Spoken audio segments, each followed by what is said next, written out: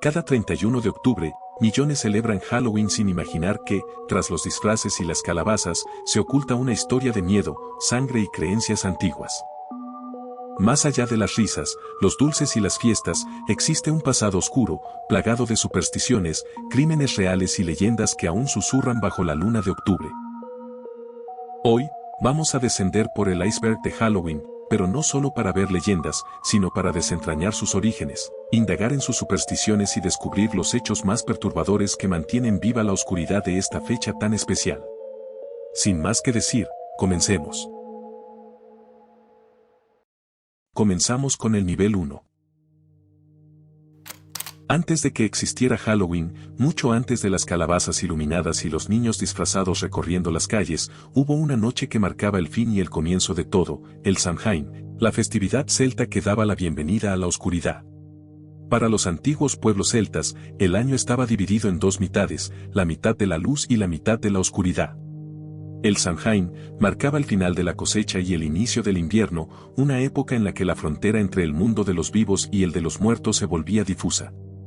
Creían que en esa noche del 31 de octubre, los espíritus cruzaban al mundo terrenal, trayendo consigo presagios, desgracias o mensajes del más allá.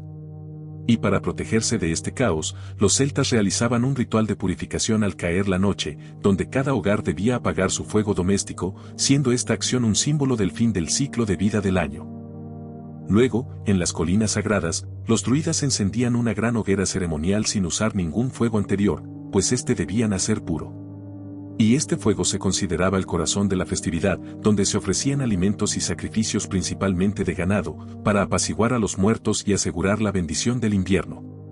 Y acá viene lo interesante, ya que los aldeanos con sus antorchas apagadas, se acercaban para tomar una chispa de ese fuego nuevo, y al regresar, reavivaban las hogueras de sus casas con esa llama sagrada, asegurando que la luz y la vida continuarían hasta la próxima primavera.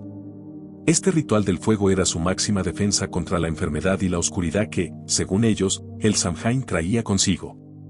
Con el paso de los siglos y tras la expansión del cristianismo, el Samhain fue transformándose y la Iglesia, incapaz de erradicar por completo aquella celebración que consideraban pagana, decidieron absorberla. Te explico, cuando el cristianismo comenzó a difundirse entre los pueblos europeos, se enfrentó a culturas con sus propias religiones, rituales y festividades profundamente arraigadas. Y como erradicar por completo esas creencias resultaba casi imposible, la Iglesia adoptó la política de no destruir las tradiciones locales, al menos no todas, sino transformarlas cristianizando las fechas, los símbolos y los ritos. En el siglo IX, el Papa Gregorio IV instauró el Día de Todos los Santos el 1 de noviembre, y poco después se añadió el Día de los Fieles Difuntos, que es el día 2. Y así, la víspera de esas fechas, o sea la noche del 31 de octubre, se conoció como All Hallows Eve, que con el tiempo derivó en Halloween.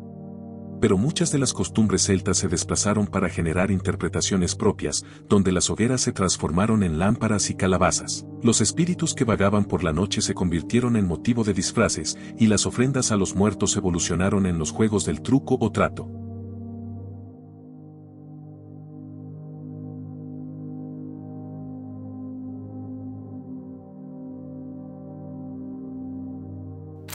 Ahora que entendemos el origen celta de Halloween, la siguiente pregunta que debemos hacernos es, ¿de dónde salió la costumbre de tocar puertas pidiendo algo? Y es que el acto de pedir dulces tiene una raíz mucho más sombría que una simple diversión moderna. El origen del truco o trato se divide en dos prácticas medievales, y la primera fue el souling. Esta era una costumbre religiosa en la Europa medieval, donde personas de escasos recursos, y a menudo niños, iban de casa en casa pidiendo un panecillo llamado soul cake, o el pastel de las almas. Y aquí va un detalle crucial, al igual que hoy compras bolsas de dulces para el 31 de octubre, las familias medievales horneaban estos soul cakes con anticipación.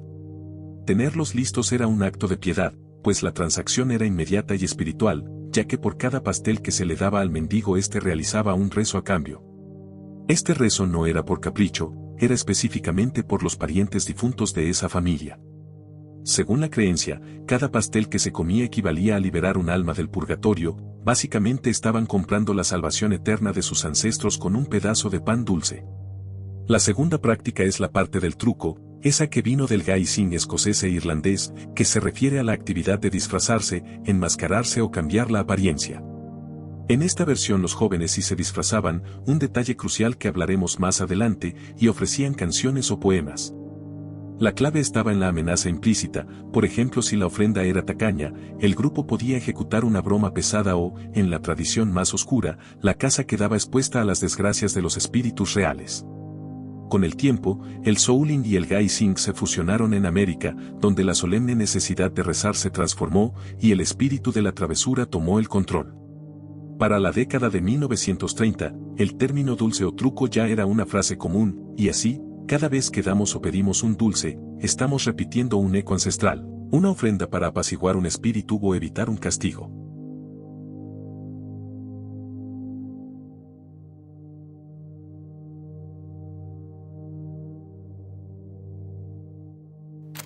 En el caso anterior te mencioné que en el gaising los jóvenes sí se disfrazaban y te dije que este era un detalle crucial. Y esto es porque el origen del disfraz es uno de los ritos más oscuros de Halloween, ya que no nació de la diversión, sino del pánico. Volvamos un momento al Samhain, porque en aquella noche donde el velo entre mundos se abría, la gente no solo temía a los espíritus de sus ancestros, sino a las entidades malévolas que cruzaban a nuestro mundo buscando causar desgracias o incluso poseer un cuerpo. El disfraz era la máxima defensa en ese momento, especialmente porque los celtas creían que, si salías a la noche, debías ser irreconocible para los espíritus. ¿Y cómo lograban ser irreconocibles? Pues eso es lo más aterrador, ellos no usaban simples sábanas de fantasmas. Para lograr el camuflaje espiritual, utilizaban máscaras grotescas talladas en madera, o lo que es más aterrador, se cubrían con pieles y despojos de animales recién sacrificados, principalmente ganado, pues era la época de la cosecha y la matanza para el invierno. El objetivo era simple, si un demonio o un alma en pena te encontraba, debía creer que eras otro ser del inframundo vagando, o una criatura tan espantosa que era mejor evitarte, y para ellos era una acción de supervivencia pura. Cuando esta costumbre llegó a América con los inmigrantes, la práctica se secularizó, y los disfraces pasaron de ser pieles horribles a representaciones de monstruos y fantasmas hechos con tela. Hoy, cuando elegimos el disfraz más terrorífico en la noche del 31 de octubre, no hacemos más que repetir, sin saberlo, aquel rito ancestral de camuflaje, un eco de cuando disfrazarse de monstruo era la única forma de garantizar que llegarías vivo al amanecer.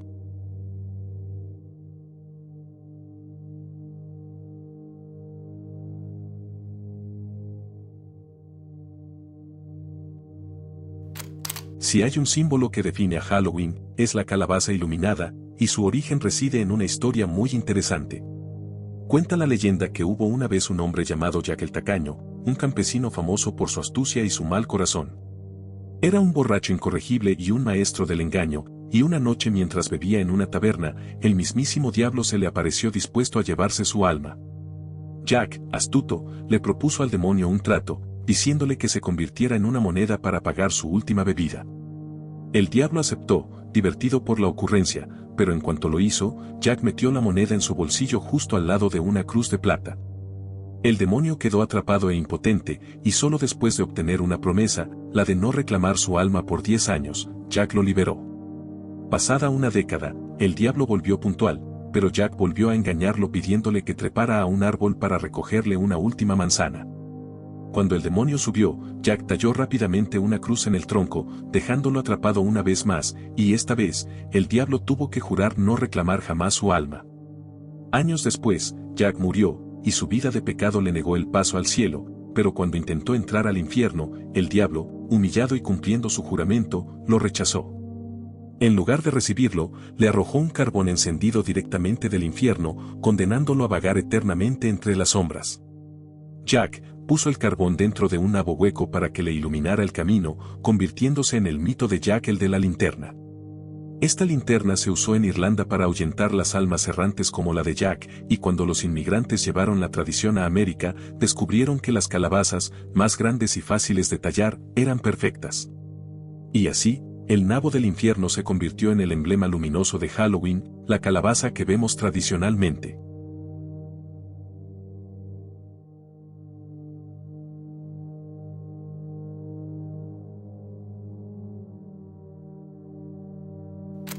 Antes de entender por qué hoy llamamos al Halloween la noche de brujas, hay que aclarar algo esencial: las brujas, esas que vuelan en escobas, con sombreros puntiagudos y pactos con el diablo que refleja el imaginario colectivo, no existieron desde siempre.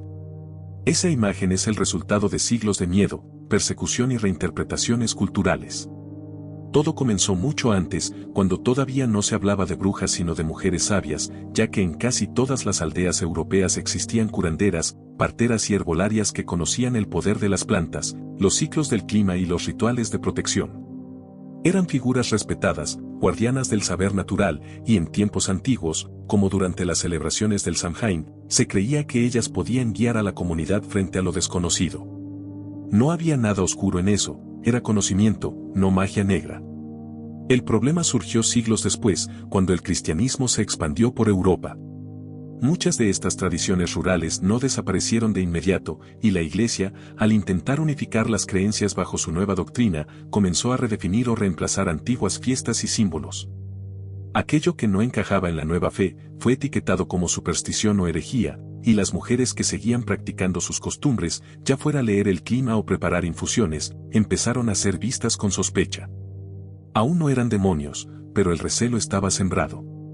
El gran giro vino varios siglos después, entre los siglos XV y XVII, cuando Europa vivió uno de sus periodos más oscuros, la caza de brujas.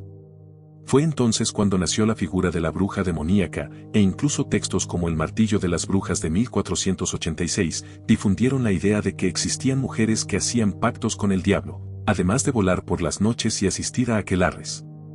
En medio de pestes, guerras y hambrunas, la sociedad necesitaba culpables, y esas mujeres que ya eran vistas como extrañas, se convirtieron en el blanco perfecto. Miles fueron interrogadas, torturadas y ejecutadas por simples sospechas, y con cada juicio, el mito crecía más. Cuando las cazas cesaron, la imagen de la bruja ya estaba profundamente grabada en la mente colectiva, como una figura nocturna, temida y poderosa, asociada al misterio y a lo prohibido. Y acá es donde entra Halloween, porque el 31 de octubre, conocido como la víspera de Todos los Santos, tenía fama de ser una noche especial, una frontera entre el mundo de los vivos y los muertos. Siglos después, el folclore popular empezó a decir que esa era también la noche en que las brujas salían a reunirse, cuando su poder alcanzaba su punto máximo. Y claro, la idea encajaba perfectamente para ellos, ya que si había una noche en la que las fuerzas sobrenaturales se mezclaban, debía ser esa. Y por eso es que se llama Noche de Brujas, no porque las brujas la crearan, sino porque el miedo y la imaginación colectiva eligieron ese día como el momento más propicio para ellas.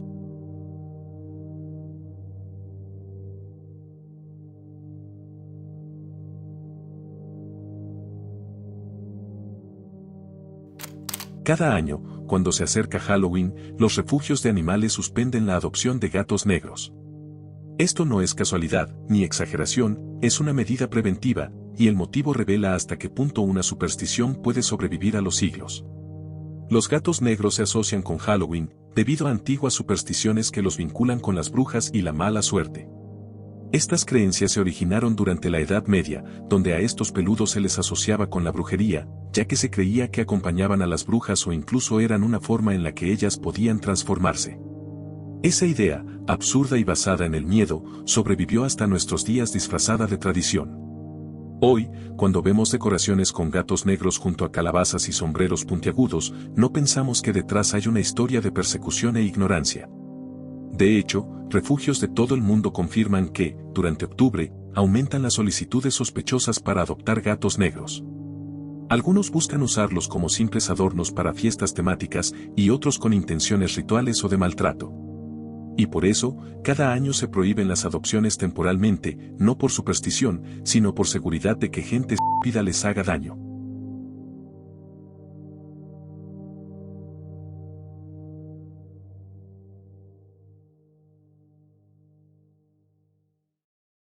Bajamos al nivel 2.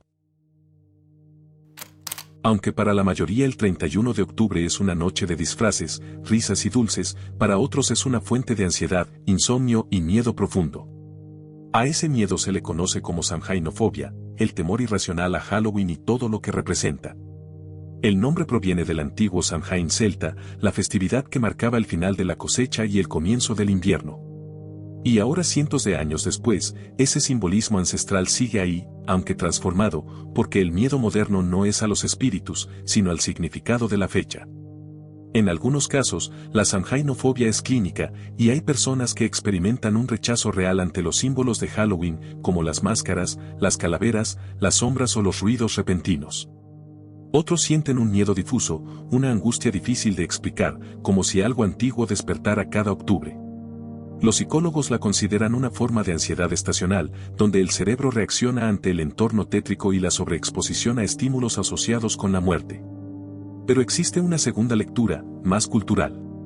Desde hace décadas, comunidades religiosas conservadoras, especialmente en Estados Unidos y América Latina, condenan Halloween como una noche satánica o una celebración del mal. La fobia colectiva se extiende por mensajes virales, sermones o rumores, generando una histeria cíclica cada año, y para muchos, no es una simple fiesta, sino la representación moderna del miedo a lo desconocido.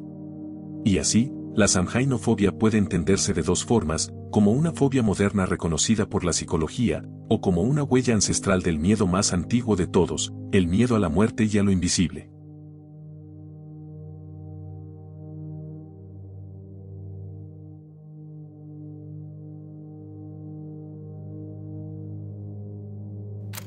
Cada 31 de octubre, mientras millones de personas se disfrazan y recorren las calles pidiendo dulces, otra historia más oscura recorre las sombras.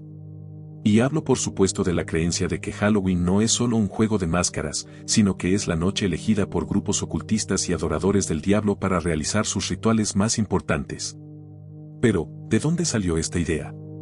Bueno, la asociación entre Halloween y el satanismo no viene de la antigüedad celta ni del Samhain, sino del reciente miedo moderno.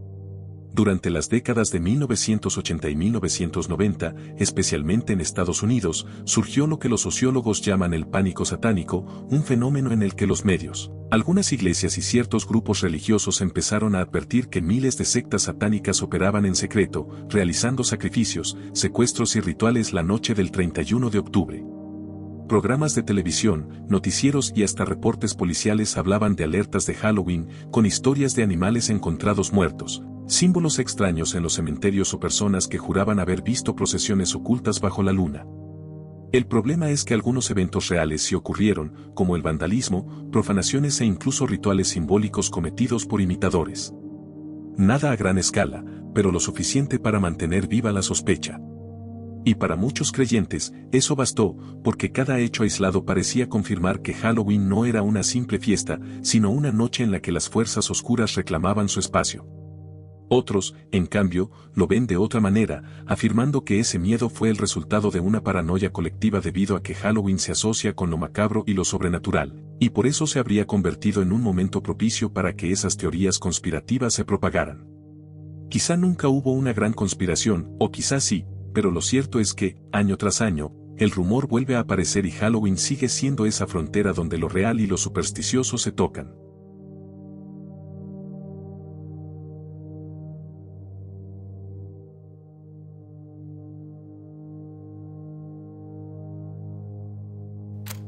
Y ya que estamos hablando de estos temas, hablemos del mito que convierte a Halloween en el cumpleaños del diablo. Se repiten sermones en cadenas de redes sociales y en ciertos grupos religiosos que ven en Halloween una fecha de adoración al mal. Pero, ¿de dónde salió realmente esta idea absurda de darle un cumpleaños al mismísimo Lucifer? No existe ningún texto sagrado, registro histórico o tradición que hable del cumpleaños del diablo. Esto es un invento moderno nacido en pleno siglo XX, cuando el miedo a lo oculto y el auge del pánico satánico llevaron a muchos a reinterpretar Halloween como una celebración infernal. Para algunos pastores y figuras conservadoras, resultaba más fácil advertir que esa es la noche del diablo, que explicar la compleja mezcla de raíces celtas, cristianas y populares detrás de la festividad. En realidad, Halloween no celebra al mal ni al demonio, proviene de antiguas costumbres celtas que marcaban el fin del año agrícola y el inicio del invierno, cuando se creía que el velo entre los vivos y los muertos se volvía delgado. Y eso ya lo hablamos, era una fecha de respeto, no de adoración oscura. El concepto de Satanás tal como lo conocemos hoy, no formaba parte de la cosmología celta del Samhain, ya que su mundo se regía por el caos y el ciclo de la naturaleza, no por un único demonio opositor a Dios. Aún así, a pesar de no tener fundamento histórico, el mito de que Halloween es su cumpleaños se mantiene porque el miedo moderno siempre necesita una figura clara a quien culpar.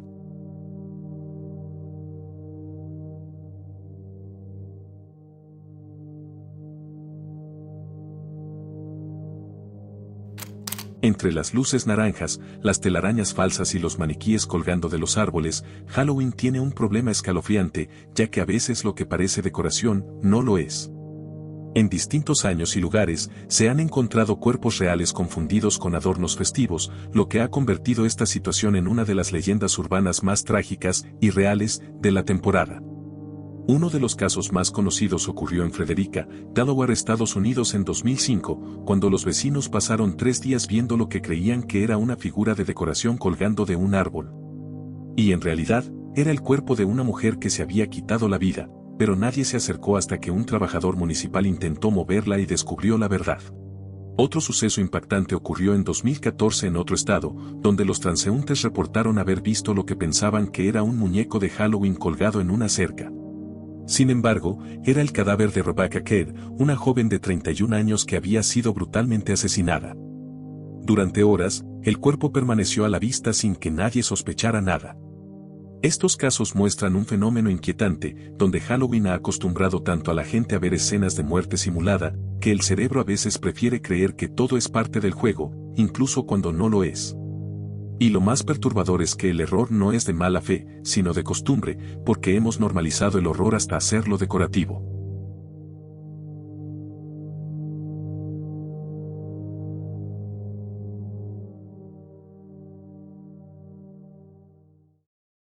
Seguimos con el nivel 3. Ahora sí entremos al terreno de lo más aterrador, viendo algunos de los casos más perturbadores ocurridos en esta fecha tan especial. El 30 de octubre de 1973, en Winnetka, Illinois, la adolescente Lisa Ann French fue secuestrada de una manera brutal en plena víspera de Halloween.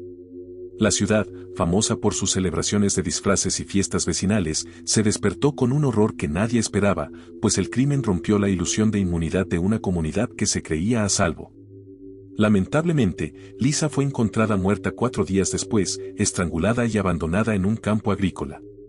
El caso conmocionó al país, pues coincidía con la noche más festiva del año, y rápidamente surgió la etiqueta mediática del Halloween Killer.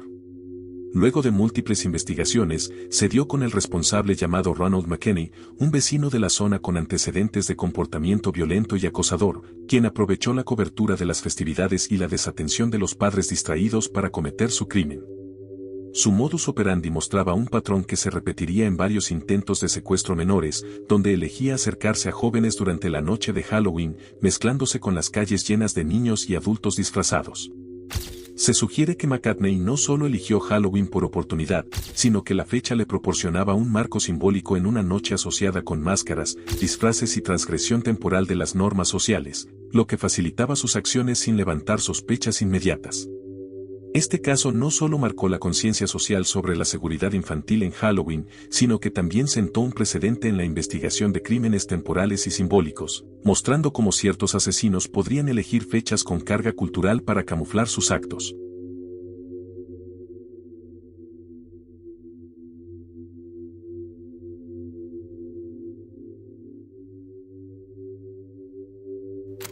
Y si el caso anterior nos mostró el aprovechamiento de la fecha, este próximo caso es mucho más oscuro, ya que es el crimen que confirmó la leyenda urbana más temida de Halloween.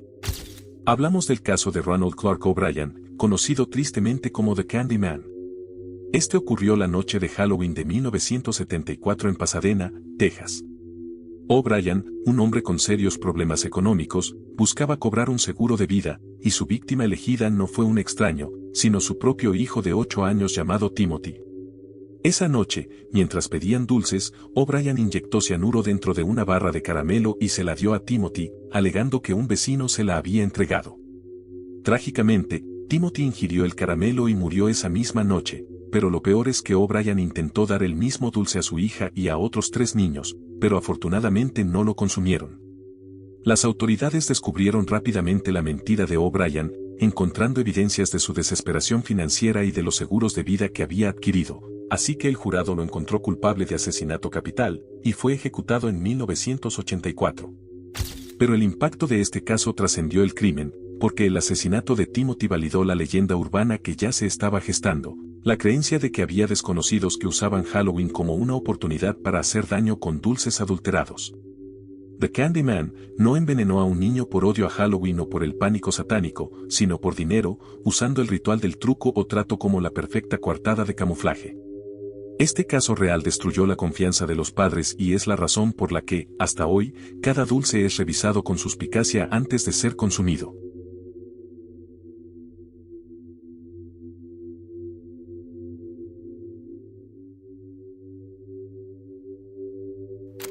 La noche del 31 de octubre de 1957, Peter Fabiano, propietario de un salón de belleza en Sun Valley, respondía al timbre de su residencia en Los Ángeles alrededor de las 11 de la noche, esperando a los últimos niños disfrazados. Alguien tocó la puerta y al abrir, vio a una figura enmascarada que, sin decir una palabra, disparó un revólver calibre 38 desde una bolsa de papel, hiriéndolo mortalmente en el pecho. Su esposa Betty, que escuchó el disparo desde el interior, encontró a Peter en el piso, ya sin vida. La policía pronto descubrió que el crimen había sido orquestado por Joan Ravel, una fotógrafa de 40 años que había trabajado en el salón de belleza de Peter. Ravel había desarrollado una obsesión por Betty, la esposa de Peter, y había planeado el asesinato con su amiga Golden Pizer, una mujer de 43 años. Ambas mujeres habían discutido durante meses sobre cómo eliminar a Peter, a quien consideraban un obstáculo para poder estar con Betty. La noche del crimen, Golden Pizer fue la encargada de disfrazarse como un niño pidiendo dulces y disparar a Peter cuando abrió la puerta. Ambas mujeres fueron arrestadas y, en 1958, condenadas por asesinato en segundo grado, Ravel siendo sentenciada a 15 años de prisión, mientras que Pizer recibió una sentencia de 10 años. El caso conmocionó a la comunidad de Los Ángeles y se conoció como el asesinato del dulce o truco, debido a la naturaleza del crimen camuflado por Halloween.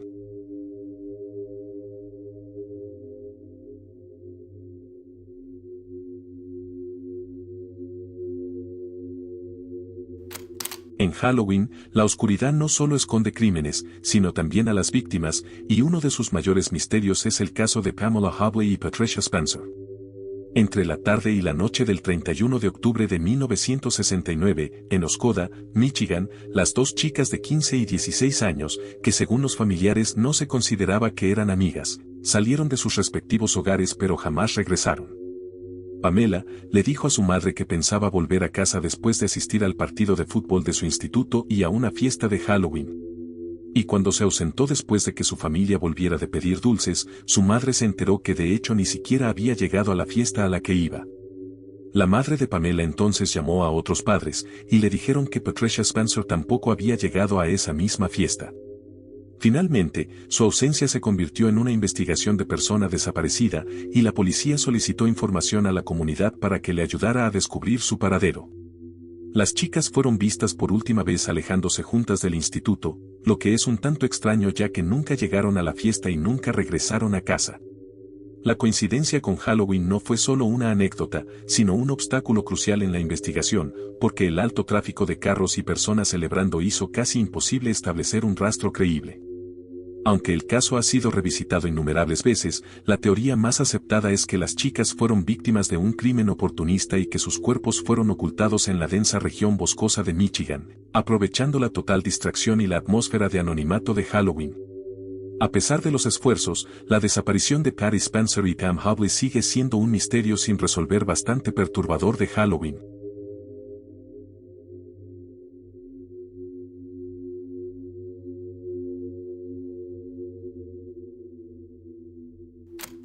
Cindy Son era una estudiante surcoreana de 21 años de la Universidad Estatal de Pensilvania. En la noche del 31 de octubre de 2001, Cindy y sus amigos fueron a una fiesta de Halloween en State College, Pensilvania. Iba disfrazada de coneja de dibujos animados, con orejas, maquillaje y un traje simple. Cindy fue vista por última vez alrededor de las 2 de la madrugada del 1 de noviembre, después de haber regresado a su apartamento, y el portero de su complejo de apartamentos fue el último en verla, pero desde ese momento, Cindy Son desapareció sin dejar rastro. Lo macabro del caso es la pista final, porque varios testigos reportaron haber visto a una joven, que coincidía con la descripción de Cindy, en un automóvil con un hombre desconocido. La pista más inquietante la situaba en un área de viviendas, en pleno acto de lo que parecía ser pedir dulces y aún con su disfraz de conejita. Esto presentó un dilema escalofriante para la policía porque, ¿estaba Cindy participando voluntariamente en la broma del dulce o truco a esas horas, o estaba siendo forzada a mantener una actuación para camuflar su secuestro? La falta de un cuerpo, la ausencia de evidencia clara de lucha en su apartamento y la confusión generada por su disfraz han mantenido el caso abierto durante más de 2 décadas.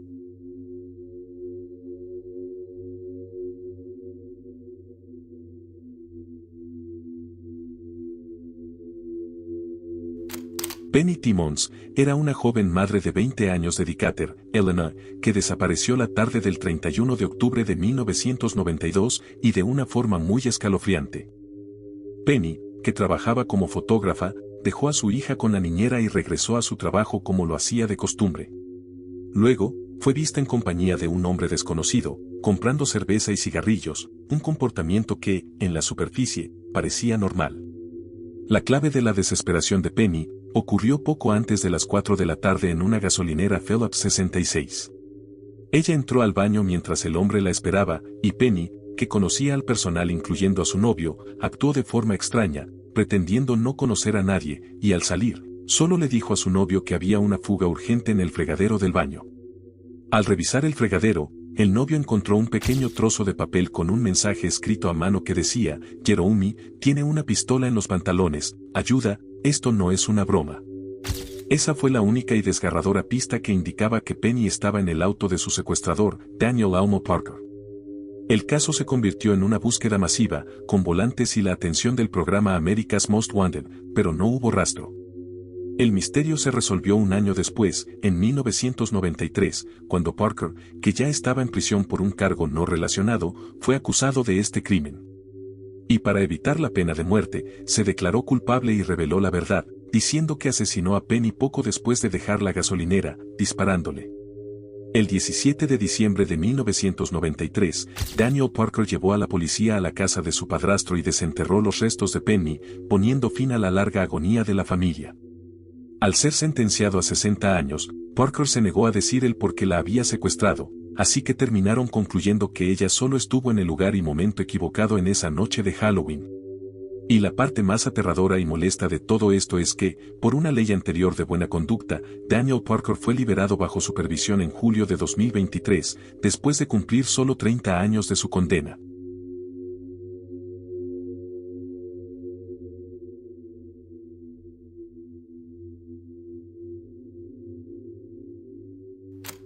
La desaparición y muerte de Luis Andrés Colmenares Escobar, un joven estudiante de la Universidad de los Andes, es un caso emblemático que conmocionó a Colombia y que ha trascendido fronteras por su complejidad y por el halo de impunidad que lo rodea. La noche del 31 de octubre de 2010, Luis Andrés, de 20 años, asistió a una fiesta de disfraces de Halloween con sus amigos en una discoteca de la zona rosa de Bogotá. En la madrugada del 1 de noviembre, Luis Andrés se fue de la fiesta con 2 compañeras, Laura Moreno, con quien tenía una relación, y Jessie Quintero, amiga de esta. Según la versión de las jóvenes, Luis Andrés, muy ansioso después de una discusión, salió corriendo hacia el cercano caño El Virrey, y Laura Moreno afirmó que lo siguió y lo vio caer al caño debido a la poca visibilidad. Una primera búsqueda de los bomberos, tras una llamada de emergencia alrededor de las 4 de la madrugada, no encontró nada. Pero fue gracias a la insistencia de su madre, Oneida Escobar, que los bomberos realizaron una segunda búsqueda esa misma noche, encontrando el cadáver de Luis Andrés a unos 120 metros de donde Moreno dijo que cayó. El caso se convirtió en un escándalo nacional, porque la versión inicial de una muerte accidental, o sea por caída y embriaguez, fue desvirtuada por la familia. Y una segunda exhumación reveló múltiples fracturas en el cráneo, lo que llevó a la fiscalía a investigar la muerte como un homicidio. La fiscalía acusó a Laura Moreno y Jessie Quintero de encubrimiento y falso testimonio, y a Carlos Cárdenas, exnovio de Moreno, de ser el autor material, basando su teoría en que las fracturas fueron producto de una golpiza antes de ser lanzado al caño. Tras años de juicios y contradicciones forenses, la justicia dictaminó la absolución de todos los acusados. Esto significa que, legalmente, no son culpables del homicidio de Luis Andrés Colmenares.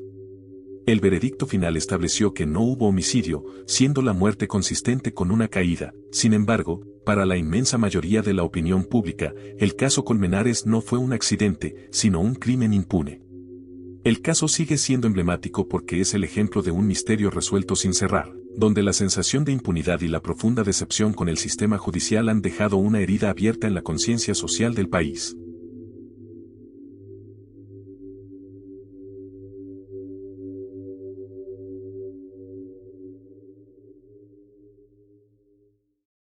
Y bajamos al nivel 4. A inicios del siglo XIV, mucho antes de las cacerías de Salem o de las hogueras de Europa, una mujer noruega llamada Ragnhild Tregagas fue acusada de brujería en lo que sería el primer juicio por brujería documentado en Escandinavia. Su historia, ocurrida en Bergen en 1325, no es solo de magia, sino de la colisión entre el amor prohibido y la furia de la Iglesia. Ragnhild fue llevada ante el obispo Orfen Sigurdsson con cargos de hechicería y también de incesto, debido a su relación con su primo Bard. El miedo de la época no era el diablo, sino el poder que Ragnhild supuestamente ejercía sobre la vida y la muerte. La evidencia de su brujería es escalofriante, ya que en un acto de despecho tras la boda de Bard, Ragnhild juró que los genitales de su primo no servirían para procrear más que un cinturón. Luego, supuestamente entró a la alcoba nupcial y usó una maldición física, colocando 5 hogazas de pan y 5 guisantes bajo la cama para impedir la descendencia, y también puso una espada para dividir a la pareja. Con esto ella los maldijo, y por eso pudo ser denunciada ya que supuestamente violó antiguas leyes noruegas contra la brujería. El ritual más profundo que se le atribuyó es la invocación de la valquiria Gondul, una figura de la mitología nórdica, en lugar de cualquier demonio cristiano. Lo peor es que, según algunas fuentes, logró su cometido, ya que Bard y su esposa se divorciaron poco después, y Ragnhild le prometió romper la maldición si Bard se quedaba con ella. A pesar de la gravedad de los cargos, Ragnhild no fue quemada, sino que fue sentenciada solo a 7 años de penitencia y peregrinación. El juicio de Ragnhild es un remanente del miedo medieval a la magia popular y sirvió como un sombrío precedente legal. Según la historia, demostró que el concepto de brujería se usó inicialmente para controlar la moralidad y los deseos humanos, sentando las bases para la histeria masiva y las ejecuciones que asolarían Noruega 250 años después.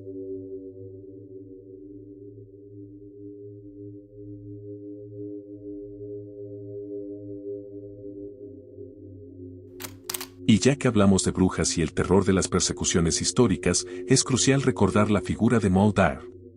Su historia, transmitida oralmente durante generaciones, es una tragedia humana congelada en el tiempo, el pilar del folclore oscuro de Maryland. La leyenda de Maud Dyer se remonta al siglo XVII en Leonardtown, Maryland, en un crudo febrero de 1697, cuando las cosechas fracasaron y una gran epidemia asoló la pequeña comunidad. La población, sumida en el pánico y la superstición, señaló a Maud Dyer, una anciana solitaria que vivía en el límite del pueblo, acusándola de brujería y de haber invocado al diablo para aterrorizar a los habitantes. El acoso fue brutal, una turba furiosa rodeó y prendió fuego a su cabaña, obligándola a huir desesperadamente al bosque en medio de una tormenta de nieve. Lo más escalofriante es lo que encontraron días después, ya que el cuerpo de Maud Dyer fue hallado parcialmente congelado sobre una gran roca de piedra caliza. Una de sus manos estaba posada en la piedra, y la otra mano estaba estirada hacia el cielo, como si estuviera invocando una última y poderosa maldición sobre el pueblo que la había condenado a morir. Hoy, la roca de Maud Dyer se exhibe en el centro de la ciudad, y la leyenda advierte que tocar esta roca puede causar náuseas, enfermedad o traer desgracia a la familia, probando que el espíritu de su maldición perdura. El caso de Maud Dyer, la de una mujer abandonada, muerta por la histeria y dejando una marca física de su sufrimiento, es tan poderosa que se ha convertido en el pilar de las historias de terror y folclore oscuro de Maryland.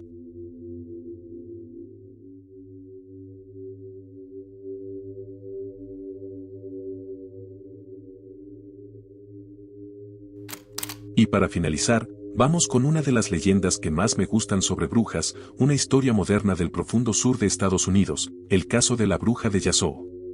Esta historia, originada en Yazoo City, Mississippi, es la perfecta advertencia de que ciertos pactos tienen consecuencias que ni siquiera la muerte puede evitar. La leyenda comienza en el siglo XIX a orillas del río Yazoo con una anciana ermitaña, que se decía era muy malvada, que practicaba magia negra y que atraía a pescadores a su casucha para matarlos. La gente susurraba sus crímenes, pero nadie se atrevía a investigar hasta que, una noche de otoño de 1884, un joven llamado Joe Bob Duggan, se acercó a la cabaña y presenció con horror que la mujer bailaba vestida con harapos sobre dos cadáveres recitando conjuros. Bob alertó al sheriff, y cuando las autoridades llegaron, no encontraron los cuerpos, pero sí los esqueletos de dos hombres colgando de las vigas del ático, rodeados de gatos demacrados.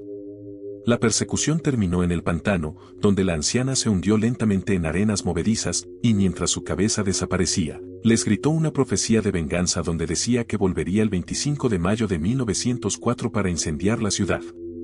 El sheriff, temiendo su regreso, ordenó que el cuerpo fuera recuperado y enterrado en el cementerio de Glenwood, y que la cadena más fuerte que pudieran encontrar fuera usada para sellar y atar su tumba, intentando contener su espíritu. Durante 20 años, la advertencia fue olvidada, pero en la mañana del 25 de mayo de 1904, exactamente el día de la profecía, un incendio accidental causado por una lámpara en una tienda se propagó a toda velocidad, impulsado por vientos inusuales. El fuego destruyó más de 300 edificios y dejó a Yazoo City en ruinas, algo que de hecho, puedes investigar y verás que es un acontecimiento real. Al día siguiente, los aterrados residentes visitaron el cementerio, pero la cadena de hierro forjado que la ataba apareció rota en dos por una fuerza sobrehumana.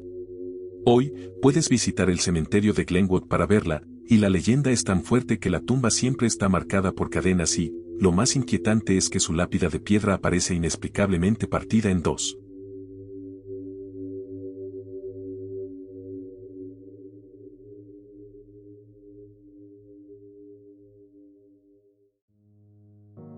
Y así, entre sombras y risas, entre supersticiones y verdades, llegamos al final del iceberg de Halloween.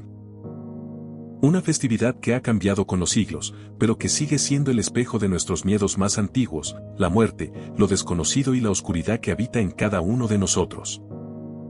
Si te gustó el video y aprendiste algo nuevo sobre esta festividad tan especial, entonces déjame tu pulgar arriba y comenta qué es lo que más te gusta de Halloween. Y si te gusta este tipo de contenido y no quieres perderte próximas entregas, suscríbete y activa la campanita para que siempre tengas un aviso de cuando subo nuevo video. Desde acá envío un agradecimiento especial a la maravillosa Tomoyo, quien realizó las espectaculares miniaturas que viste en este video. Muchas gracias por llegar al final, espero que este video te haya gustado. Nos veremos en un próximo enigma, esto fue el laberinto del misterio, feliz Halloween.